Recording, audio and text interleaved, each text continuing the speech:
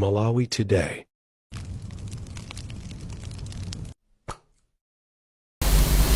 Madzulo bwino alero lachitatu ndi kwati nthawi ya nkhani ichokera kuno ku MBC. Muli ndine Avomereza mawa ndi mzanga Yusavita Welima koma poyamba nayi mitu ya nkhanizi. Nyumba ya malamulo yavomereza mabilo awiri omwe athandizire boma kubwereka ndalama zomangira msewu wa M1 komanso ntchito yopereka madzi kwa ajenda mboma la Mzimba. Boma lati likufuna kampani zomwe sizaboma kuti zichilimike potenga mbali pa ntchito ndi bizinesi zokhudza ntchito zofalitsa nkhani komanso luso la makono. Ndipo bungwe lothana ndi katangale la Anti-Corruption Bureau ACB lalamula bungwe la Public Service Pension Trust Fund kuti liyimitse ntchito yogula nyumba yogonamo alendo. Tsopano nkhanizi mwa tsatanitsatani. Wachiwiri kwa mtsogoleri wa dziko lino Justice Dr. Jenansa walimbikitsa akatswiri a ntchito za luso la makono lofalitsira mauthenga kuti adzigwira ntchito zawo motsata malamulo komanso mwa ukadaulo ponena kuti izi zingathandizire kuti sapatsogolo ntchito za chitukuko mdziko muno. Dr. Jenansa alankhula izi kumangochi pamwambo otsegulira msonkhano wapachaka wa bungwe la akatswiri a ntchito za luso la makono la ICT Association of Malawi ICTAM. Owen Mavula wafika ndi nkhani yonse. Msonkhano wapachaka wa akatswiri a bungwe logwira ntchito za luso la makono la ICT Association of Malawi ICTAM umabweretsa pamodzi akatswiri osiyanasiyana kuti awunikire momwe ntchitozi zikuyendera komanso kugawana upangiri wa momwe angapitisire patsogolo ukadaulo wa ntchitozi kuti zipindulire dziko lino. Bungweli limadziwika bwino ndi ntchito zake zotsogolera ukadaulo wa momwe ntchito za luso la makono zingapitire patsogolo ndi kuthandiza kutukula chuma cha dziko la Malawi magawo onse a ntchito. Polankhula pamwambo wa mgonero omwe bungweli linakonza potsegulira msonkhanowu kumangochi, wachiwiri kwa mtsogoleri wa dziko lino Dr. Jenansa wayamikira ntchito yomwe bungweli limagwira pothandizira kupititsa patsogolo chitukuko cha dziko lino. Continuous training is the only way our ICT professionals can remain competitive, relevant, and ethically grounded in a rapidly evolving global digital landscape. I would like to encourage all ICT professionals gathered here today to seriously take continuous professional development. A strong profession is built on continuous learning. Wachiwiri kwa mtsogoleri wa dziko linoyu wati pamene akatswiriwa akuchita zokambirana zokhudza kupititsa luso la makono patsogolo ndikofunikira kuti adziwe kuti mlozo wa ntchito za chitukuko omwe chipani cha Democratic Progressive DPP unakonza umayika patsogolo ntchito za luso la makono ngati gawo lofunikira magawo osiyanasiyana kuphatikizapo kupereka mwayi wa ntchito kwa anthu komanso kulimbikitsa ntchito mu nthambi za boma. Mawu ake mtsogoleri wa bungwe la ICT Association of Malawi ICTAM Clarence Gama ati bungwe lawo ndilodzipereka kulimbikitsa ntchito za luso la makono lomwe lingathandizire ntchito za chitukuko cha dziko la Malawi. Owen Mavula, MBC, Mangochi.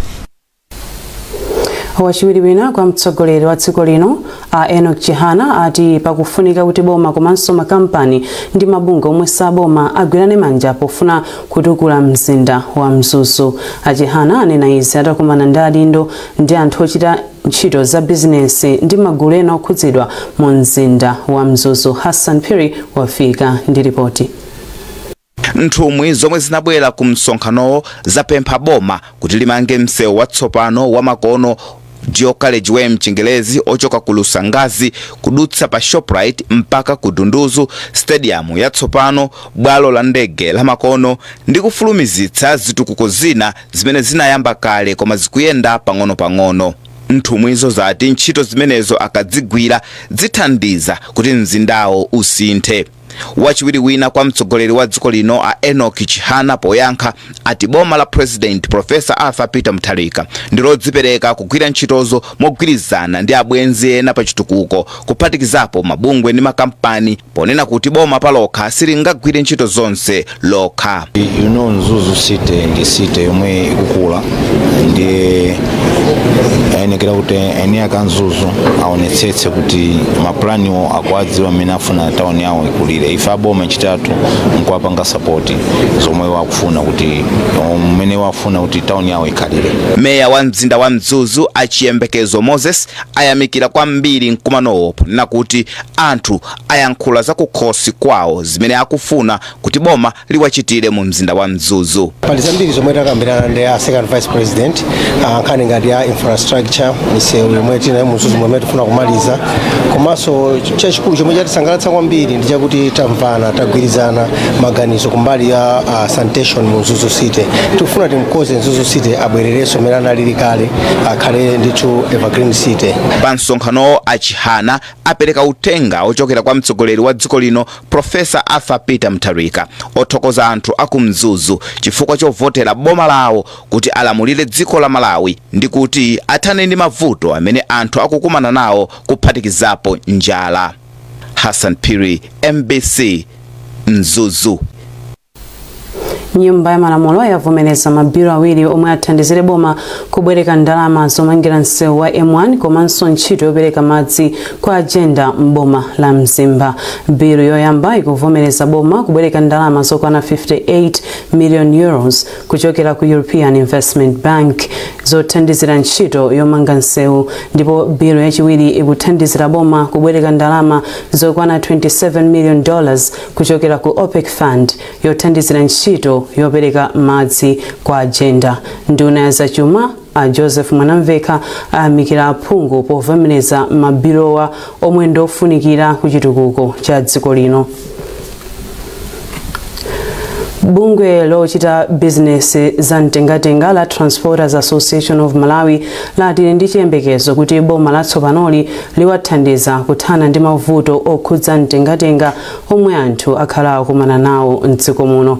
Mmodzi mwa akuluakulu ku bungweli a Frank Banda auza MBC kuti bungweli anthu ambiri anasiya kuchita business za mtengatenga kamba kuti simapereka phindu. Iwo anena izi kutsatira msonkhano omwe anali nawo ndi akuluakulu aboma kuphatikizapo nduna yona za mphamvu za magetsi Dr. Jane Matanga. Iwo akufotokoza.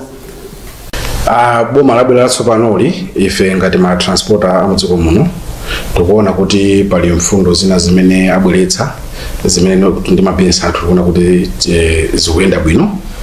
Tikudziwa sona pali zina ndi zina zokuti takhala tikulingalira kuti tidakhala nawo pasi akuluakulu aboma kuti tauze maganizo athu kuti mmene angathandize ndi muti.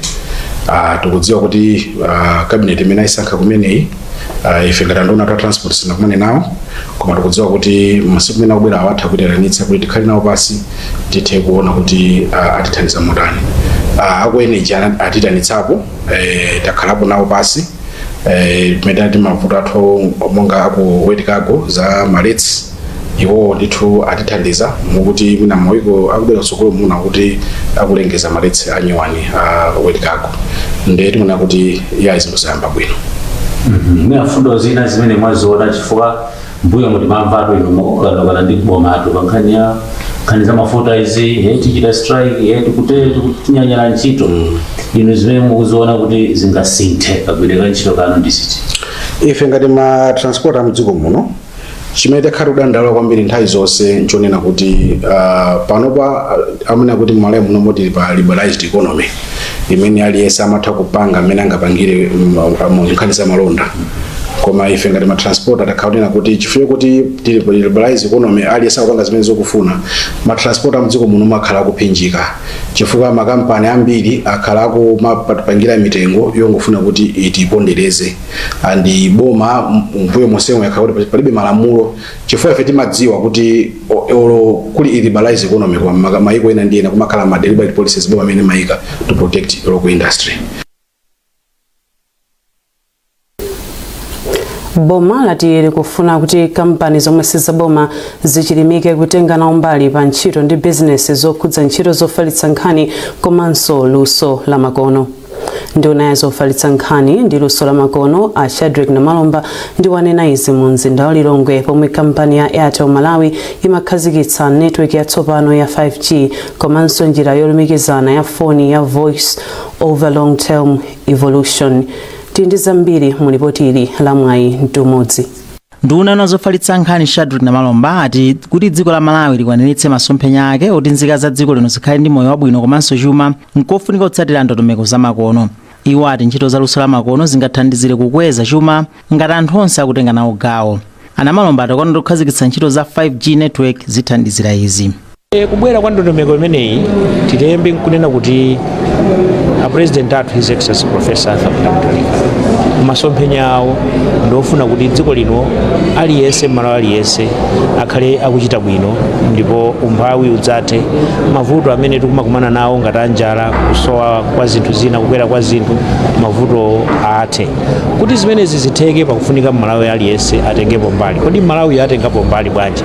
Ayenera kukhala ndi njira ngati izizo za 5G kapena za voti. Ndi njira zabwino chifukwa chakuti no zimathandizira kuti mauthenga azifika mwachangu komanso mauthenga akafike pa nthawi yake kapenanso adzifikaso adzimveka bwino zikafika aliyense kumudzi. Koma ndunayi ati kuti izi zitheke pakuyenera kukhazikitsidwa kampani zomwe zidzipanga zipangizo za luso lamakono monga mafoni amakono mdziko muno kuti zikhale zopezeka komanso zotchipa kwa wina aliyense. Pempha kunena kuti mwina mwake tionesesenso kuti no ayetolawa ndi enanso amene ali mu industry amene atithandizire kuti tikhale ndi mafoni otchipirapo mafoni oti anthu kumudzi kuti no nawonso uthenga osiyanasiyana udzafikira, uthenga wa ulimi udzafikira, uthenga kuchipatala udzafikira, kusukulu kumene anthu adzitha kumaphunzira ana asukulu kuma college adzithanso kupanga online classes bwinobwino ndi kumapanga zonse bwinobwino. Kumbali yake mkulu wa kampani ya Airtel Malawi Ashish Dat wati kukhazikitsidwa kwa network ya 5G komanso voice over LTE zikupereka danga kwa dziko la Malawi kukweza ntchito zake zachuma pogwiritsa ntchito luso lamakono. Mwayi Ntumudzi, MBC, Lilongwe. Tibwerere ku nkhani yathu yomwe timati nyumba ya malamulo yavomereza mabiro awiri omwe athandizire boma kubwereka ndalama zomangira msewu wa M1 komanso ntchito yopereka madzi kwa ajenda mboma la Nzimba. Padakale pano nduna ya zachuma a Joseph Manamveka ayamikira aphungu ku nyumba ya malamulo kamba kuvomereza mabiro awiriwa. Tindi zambiri mu ripoti ili. Ndalamazi zomwe zithandizire kumanga msewu wa M1 kuchokera mchigawo chapakati kupita kumpoto zithandiza dziko lino kukhala ndi msewu wodalirika omwe uthandizire ntchito za malonda pakati pa dziko lino komanso dziko la Tanzania. Ndipo anthu aku ajenda mboma la Nzimba akuyembekezeka kupindulanso ndi ntchito yogawa madzi yomwe ilandire ndalama zokwana 27 million United States dollars zomwe ndi pafupifupi 46 billion kwacha. Nduna ya zachuma a Joseph Manamveka ati chitukukochi ndi chofunikira kwambiri ku dziko lino. Tilisanga kwambiri kuna bilu amene padusa bilu yoyamba ya M1 msewu wa M1 imene kuyambira pa Lumbas mbokafika ku Chiweta. Ndalama zimene zinalipo zimakhala zimachepera mataonjezaso ndalama pafupi 58 million euros imene 20 million ndi grant pamene 38 ndi ngongoli komanso ngongoli ndiyo chipirapo. Ndipo mneneri wa chipani cha UTM yemwenso ndi phungu wadera la pakati kumwanza wati ngongoleyi ndiyothandiza kamba kuti ipereka chitukuko choyenera. Nkhani ziwiri zonsezi ndi zofunika kwambiri.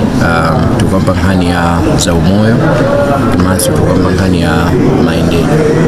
Zokambirana ku nyumba ya malamulo lachitatu masana zinayamba ndi ripoti lochokera ku nduna yoona kuti pasakhale kusiyana pakati pa amayi kapena abambo komanso mabiro awiri ovomereza boma kubwereka ndalama ku European Investment Bank komanso OPEC Fund for International Development. Trust Office, MBC, Lilongwe. Mugonera nkhanizi kuchokera kuno ku MBC ndipo madzulo ano muli ndine Mercedes amawandi nzangayo Savita Lima. Tentonenso mitu ya nkhanizi. Takulandirani mu gawo lachiwiri la nkhani zathu. Bungwe lothana ndi katangale la Anti-Corruption Bureau ACB lalamula bungwe la Public Service Pension Trust Fund kuti liyambe layimitsa ntchito yofuna kugula nyumba yogona alendo yomwe padakali pano sakuyitchula poyembekezera kafukufuku.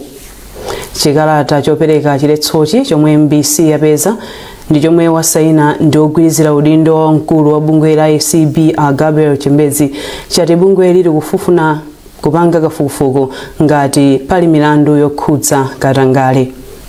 mlangizi wa boma pa nkhani za malamulo a Frank Beta ndiwo adayamba kulamula bungwe la Public Service Pension Fund kuti liyambe layimitsa chikonzero chake chofuna kugula hoteloyi. Mchikalata chomwe bungwe la maloya la Malawi Law Society linatulutsa chinati akudankhawa ndi mgwirizano ofuna kugula hotelayi.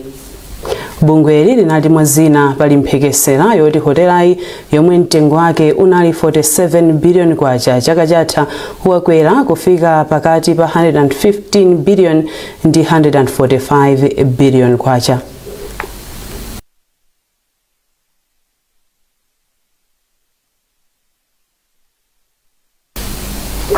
Kusowa kwa chakudya kukhala mbiri yakale kwa mfumu Chiputula ndi Makwira m'boma la Chikwawa pamene sikimu yati thandizane mulosola yomwe ayikonza nsonde ya bungwe la Evangelical Association of Malawi.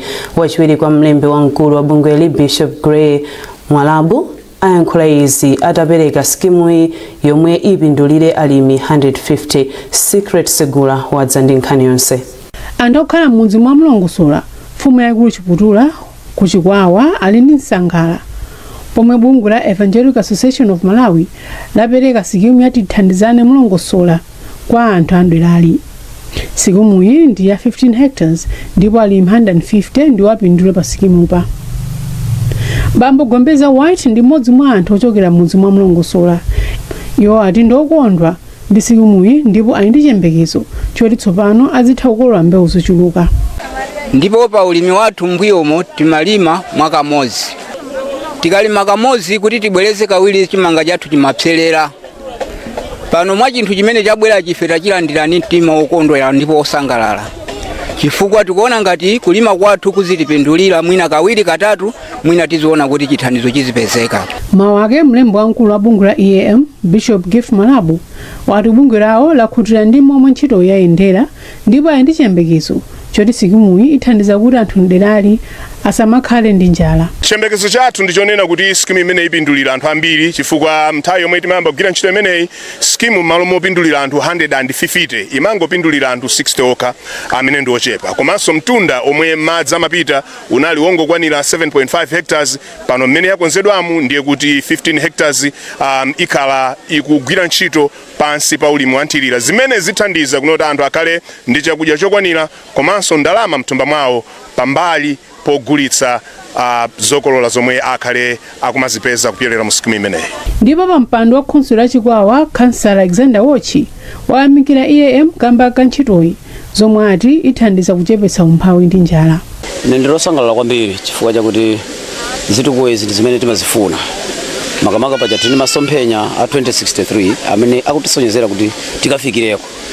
Zimene zikutipatsa chithunzi chonena kuti sizingatheke kwafika 2063 tili ndi njala sizingatheke ndiye kuti tifa. Mfumu yaikulu Chiputula yati ilimbikitsa anthu mderali kuti adzale mitengo ngati njira imodzi yotetezera mtsinje wali mphangwi koma sikimuyi imatenga madzi yake. Malima kumusuku mwachifukwa cha kusefukira kwa mtsinje wa Shire zinapangitsa kuti minda mbiri ibwerere ife kumapata pamene tudalira sikimu yathu ndi masikimu athu zikutithandiza kwambiri.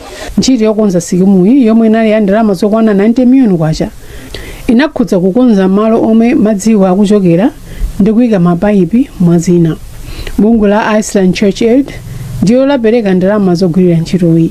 Secret Segula, MBC Chikwawa. Bungwe lomwe limagula ndi kupereka mankhwala mzipatala za mdziko muno la Central Medical Stores Trust lati likufuna kupita chitsogolo pa nkhani yochepetsa kukula kwa mankhwala omwe amatha mphamvu asanapite mzipatala. Mkulu wa bungweli Dr. Chikayiko Chadzunda ati mankhwala omwe amatha mphamvu asanapite mzipatala ndotsika kwambiri mzaka zitatu zapitazi. Olive Phiri wafika ndi ripoti. Bungwe lomwe limasunga ndi kuperekera mankhwala mzipatala la Central Medical Stores Trust akuti limataya ndalama kamba ka mankhwala omwe amatha mphamvu ali m'malo omwe amawasungirako mankhwalawo. Kutha mphamvu kwa mankhwalako ali m'malo owasungira kawirikawiri ati ndi chifukwa choti zipatala sizikumayitanitsa mankhwala mitundu ina kuti akagwire ntchito mzipatalamo. Malinga ndi mkulu wa bungweli Dr. Chikayiko Chadzunda, pakadali pano ali ndi mankhwala omwe anatha mphamvu zaka ziwiri zapitazi. Achadzunda ati mankhwalawa ndi ndalama zapafupifupi 1 billion kwacha omwe akuyembekezera kutaya kumayambiriro a chaka chamawa. Dr. Chadzunda anati ayika ndondomeko zingapo zothandizira kudziwa mankhwala omwe atsala pang'ono kutha, pofuna kuonetsetsa kuti sakuonongeka kanali malo omwe amawasungira. Iwo anati ayika mankhwala osiyanasiyana m'magulu anayi, monga omwe zipatala zimagula pafupipafupi kufikira omwe samagula kawirikawiri. Tinayika njira kuti titamagula mankhwala tizionesesa kuti tumagula mankhwala ambiri amene zipatala zimafuna, kuti pomaliza pake tisakhale ndi mankhwala yongokhala nthawi yayitali zipatala osatenga. Tizothandiza kuti zichepetse kutha mphamvu kwa mankhwala. Nduna ya zaumoyo Amadalitso Waloyi yayamikira bungweli kamba kochepetsa mlingo wa mankhwala omwe amatha mphamvu asanapite mzipatala. Tikuchita bwino koma sitikuyenekera kukhazikika ndikungokondwa kuti tili apa ndiye kuti titopeza kuti takweraso. Tofuna tionesese kuti itsike ndithu pakana tifike pajapo kuti tisamakhale ndi makeso kuti mankhwala atayidwa chifukwa choti apanga expire. Pakadali pano bungwe la Central Medical Stores Trust lati lamaliza dongosolo lokataya mankhwala omwe anatha mphamvu mzaka ziwiri zapitazi. Bungweli latinso lili kumapeto okambirana ndi unduna wa zaumoyo, apolisi komanso khonsolo ya mzinda wa Lilongwe pofuna kuonetsetsa kuti zonse zayenda bwino. Olive Phiri, MBC, Lilongwe.